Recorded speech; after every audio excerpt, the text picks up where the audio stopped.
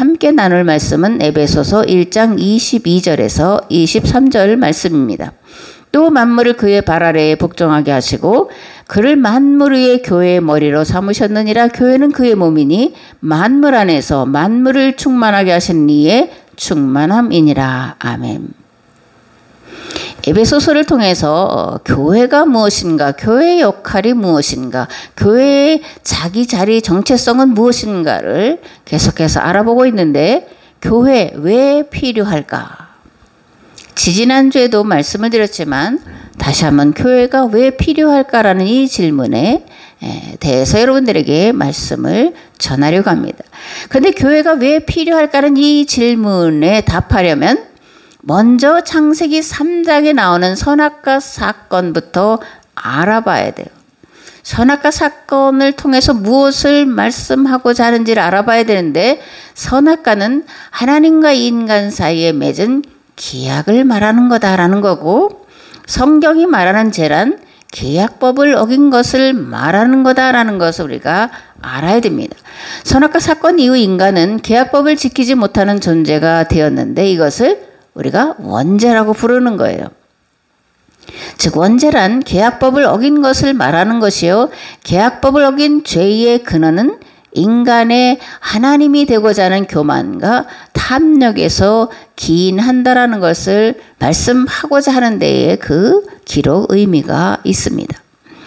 계약법을 문자로 기록한 것을 성문율법이다라고 말하죠. 그리고 입으로 전해져 내려온 것을 구전율법이라고 하는데, 유대인들은 율법이 자기들에게만 주어졌고 그렇기 때문에 구원은 유대인들에게만 해당될 뿐이지 율법을 모르는 이방인들은 구원받을 수 없다라고 믿었습니다.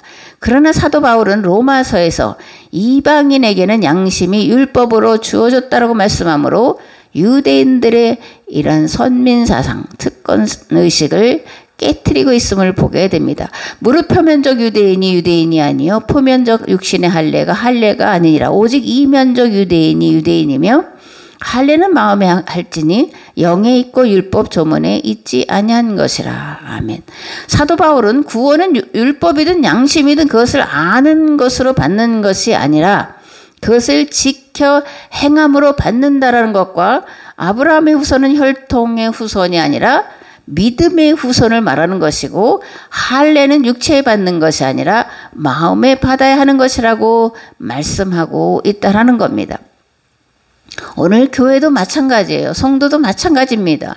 내가 예수 그리스도의 십자가의 죽으심을 다만 알고 그것을 믿는다고 해서 구원에 이르는 것이 아니라 내가 알고 믿은 바 그것을 지켜 행할 때에 비로소 구원을 이루어 간다라는 것을 기억을 해야 되는 겁니다. 아멘. 하나님은 먼저 이스라엘 백성들을 택하셔서 계약법을 지키라고 말씀하셨는데, 이유는 계약법을 지켜 행하는 이스라엘을 통해 세상을 구원하시려고 작정하셨기 때문이에요. 그런데 이스라엘은 선택받았다고 하는 특권의식과 선민의식에 사로잡혀 살았고, 구원해 내야 할 대상인 이방인들을 구원받지 못할 자들이라고 구별하고 차별했습니다. 이렇게 되자 하나님께서는 예언자들을 보내셔서 이스라엘로 하여금 신의 산 계약법으로 돌아오도록 말씀을 선포하게 하셨습니다. 그래서 예언자들은 짐승이나 공중의 새들은 계약법을 지키는데 정작 하나님의 모양과 하나님의 형상을 닮은 인간만이 법을 지키지 않다라고 선포했고, 세상을 구원하는 사명을 감당하는 것이 이스라엘의 정체성이요 이스라엘의 존재 이유와 목적임에도 불구하고 세상 모든 왕이 가는 길 곧 바알의 길을 따라갔다고 무섭게 책망하며 돌이키지 않으면 반드시 심판과 멸망이 임할 것이라고 선포했는데, 이들을 왕정기 예언자라고 이렇게 부르고 있습니다. 바알의 길, 무엇을 말하는 것일까? 권력과 재력과 군사력을 가지고 지배하고 억압하는 것을 말해요. 자기 배를 신으로 삼고 살아가는 것을 말하는 거예요.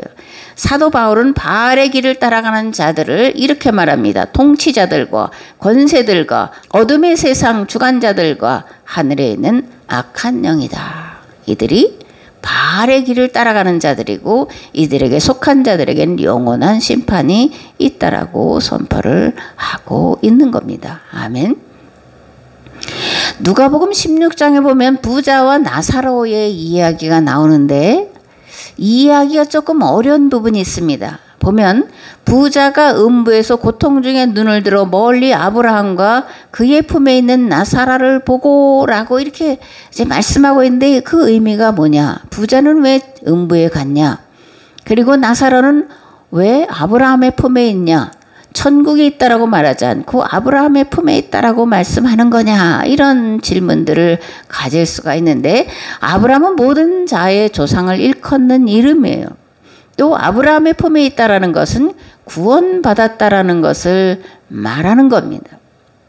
그렇다면 누가 아브라함의 품에 있을까? 아브라함의 품에 있을 자격은 어떤 자에게 주어지는가? 아브라함의 생각과 삶에 동의한 자들, 그리고 아브라함이 살았던 삶을 따르는 자들을 말하는 겁니다. 아멘.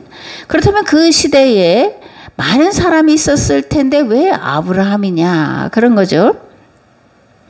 그 시대에 아브라함보다 하나님의 생각과 같은 생각을 하는 자가 없었고 하나님의 뜻을 따라 살고자 하는 자가 없었다라는 얘기예요. 창세기 12장 1절과 3절에서 그 내용을 이렇게 기록을 하고 있습니다. 여호와께서 아브라함에게 이르시되 너는 너의 고향과 친척과 아버지의 집을 떠나 내가 네게 보여줄 땅으로 가라. 내가 너로 큰 민족을 이루고 네게 복을 주어 네 이름을 창대하게 하리니 너는 복이 될지라. 너를 축복하는 자에게는 내가 복을 내리고 너를 저주하는 자에게는 내가 저주하리니 땅의 모든 족속이 너로 말미암아 복을 얻을 것이라 하신지라. 아멘. 이 말씀을 통해서 우리가 깨달아 알 수 있는 것은 아브라함은 모든 사람이 복받아 살기를 원하는 자였다라는 거예요. 그리고 이러한 아브라함의 마음이 곧 하나님의 세상을 향한 마음이었다라고 창세기는 말씀을 하고 있는 겁니다. 아멘.